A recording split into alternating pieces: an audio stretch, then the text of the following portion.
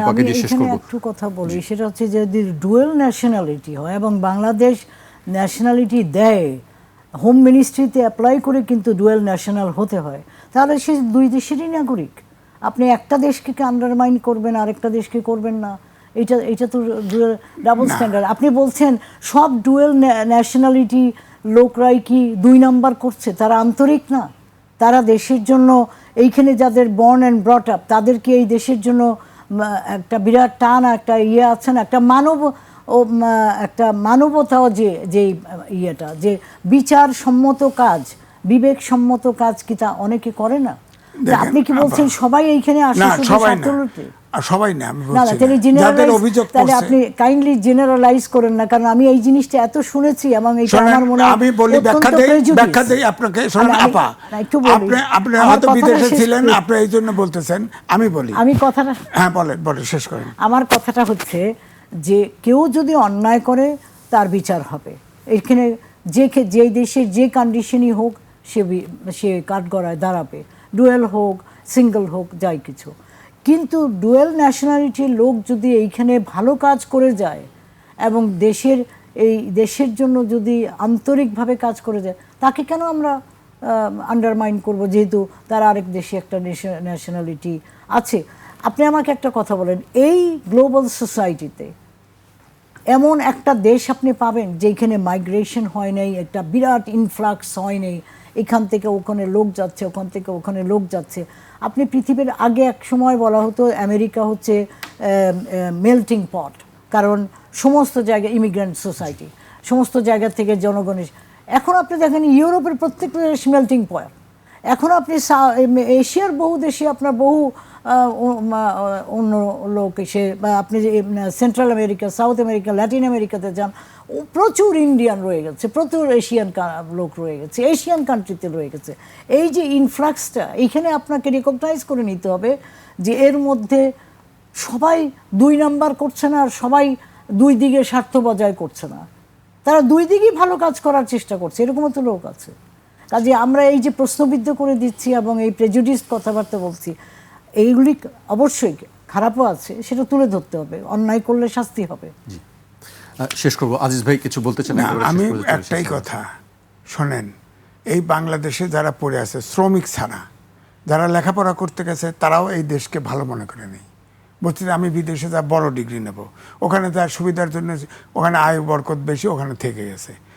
আর ভূমধ্য সাগরে শ্রমিকরা ডুবে মরে, তারা কিন্তু নিঃসন্দেহে এই দেশে আয় করতে পারে নাই, রোজগার করতে পারে নাই, এই জন্য গেছে।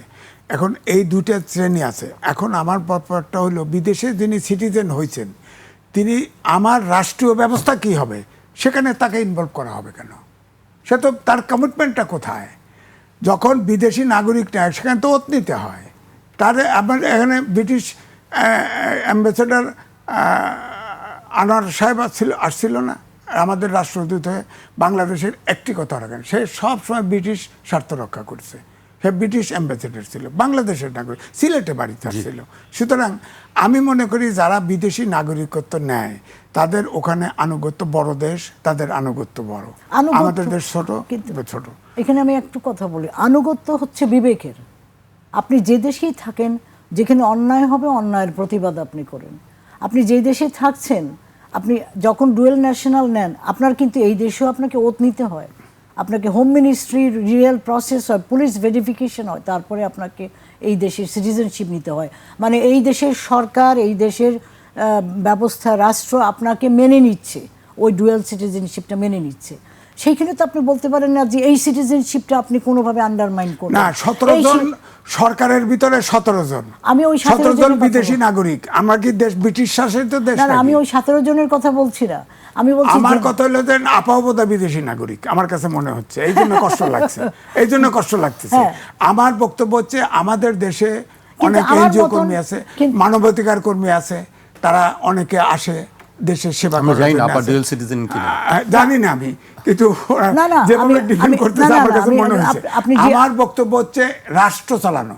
এখন আমার সেনাবাহিনী, হ্যাঁ, এখানে আমি কি কোনো বিদেশি নাগরিক আমি ট্রেনিং দিবে, সেনাবাহিনী বিদেশে যাবে, ট্রেনিং নিবে, এখানে এসে জয়েন্ট এক্সারসাইজ করবে, কিন্তু আমার আর্মি পরিচালনা করবে সেই দায়িত্ব তো বিদেশি নাগরিককে দেব না। আচ্ছা, আমার একটা প্রশ্ন এখানে, জি ধরেন আমি আমেরিকার নাগরিকত্ব নিয়েছি, আমেরিকা যে অন্যায় করলো সেটা প্রতিবাদ আমি যদি করি, তাহলে কি আমি ওই ন্যাশনালিটি হয়ে গেল?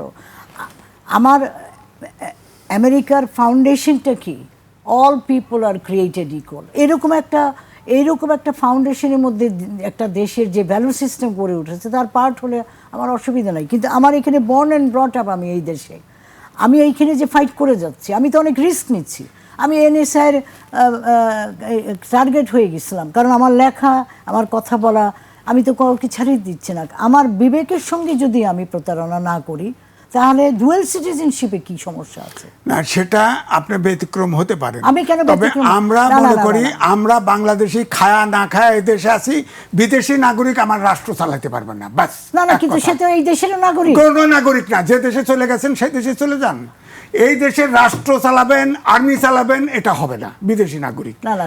আমার এই দেশ মুক্তিযুদ্ধ করে এই দেশ স্বাধীন হয়েছে, সেখানে বিদেশি নাগরিক এসে আমার রাষ্ট্র পরিচালনার পরিকল্পনা দিয়ে যাবে, কিন্তু তা হবে না। মুক্তিযুদ্ধে তো আমার ফ্যামিলি থেকে 3 জন মারা গেছে। তা যাক, 3 তো যাক, কিন্তু আমার কথা হলো সেজন্য তো অবশ্যই আপনি গৌরবান্বিত বোধ করবেন, শহীদ হয়েও করবেন, কিন্তু আমার বক্তব্য হলো বিদেশি নাগরিক আনুগত্যটা কোথায়? আপনি যদি আমাকে মঙ্গোলিয়াতেও পাঠিয়ে দেন এবং সেইখানে যদি আমাকে থাকতে হয়, আমি সেইখানে অন্যায়ের বিরুদ্ধে ফাইট করব, সেই শোনেন, জনগণের জন্য ফাইট। ঠিক আছে আপা, আমিও বিদেশে ভ্রমণ করছি, সাধারণ লোকজন বহু দেখা করছে, তাদের বাইরে যারা আছে, আমিও বিদেশে গেছি, দেখছি 10 দিন থাকলেই মনে হয় যে দেশের জন্য মন কাঁদে, তারও মন কাঁদে, ঠিক আছে।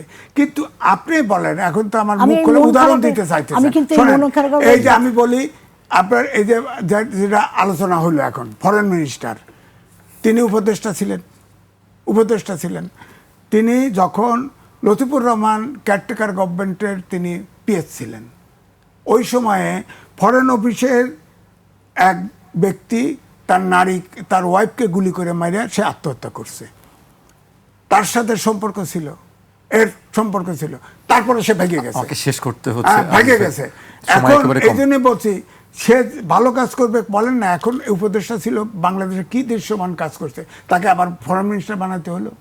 বলেন না, একটা উদাহরণ দেন, একটা সমস্যার সমাধান করছে, সে থাকার কারণে আমেরিকার সাথে গোপন চুক্তি হয়েছে, এখন আমার কর বসাইছে, এখন আবার ফের ইরানে আবার পক্ষে চায়, ইরান আমাদের শিপ আটকায় দিছে, তেলের শিপ আটকায় দিছে, তা আমাদের তো হ্যাকানের কি লাভ হয়েছে?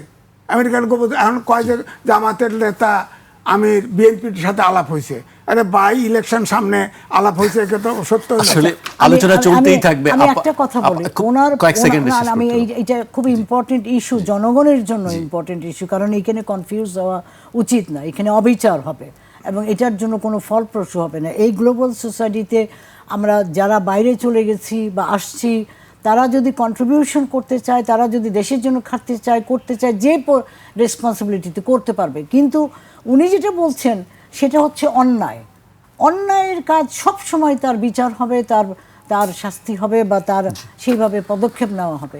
কিন্তু আপনি একজনের আইডেন্টিটির সঙ্গে কেন একটা ক্যারেক্টারাইজেশনের সঙ্গে সেটা কেন মিক্স করে ফেলছেন? খারাপ হলে বলবো না, না, এইখানে প্রেজুডিসের ব্যাপার আছে না, প্রেজুডিসের কোনো ব্যাপার নাই, সত্য ঘটনা, বিচার হলো না কেন? তাকে এখনো কোনো ফৌজদারি অপরাধ তামাদি হয় না, গণহত্যা তামাদি হয় না, তার বিচার হয় না কেন? সে আবার একটা উপদেষ্টা, আবার এখন মন্ত্রী হয়েছে কেন? আচ্ছা, আমাকে শেষ করতে হচ্ছে, নিশ্চয়ই এই বিষয়ে আলোচনা হবে, আমাকে বারবার বলা হচ্ছে যে শেষ করতে হবে, কারণ এখানে তো অন্যায় করেছে, আমি তো অন্যায় যে করেনি তাকে কেন আপনি এক খাতে ফেলবেন? আপনি জেনারেলাইজ করাটাই হচ্ছে না, আমি বলছি, কিন্তু জেনারেলাইজ করছি না, আমি বলছি যে আমি রাষ্ট্র পরিচালনার কথা বলছেন, নীতি নির্ধারণের কথা বলছেন, যে যেটি আমি বিদেশি নাগরিকত্ব যারা নেয় তারা না, কিন্তু এই দেশে যে আমি কথা বলছি, লিখছি, এগুলো নীতি নির্ধারণ হচ্ছে না, সেটা তো বাধা নাই।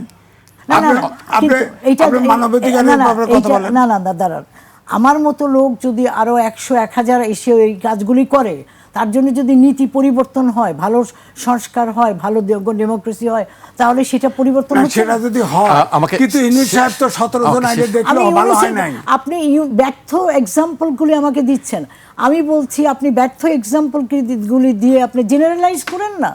আমাকে শেষ করতে হচ্ছে, নিশ্চয়ই এই বিষয়ে আগামীতে হলো যে failure of the pillar of success, কিন্তু how many pillars are needed, আফগান একবার দেখে ফেলছি ইউনূস সরকারে আর ফরেনার দেখতে চাই না, এক কথা। এখানে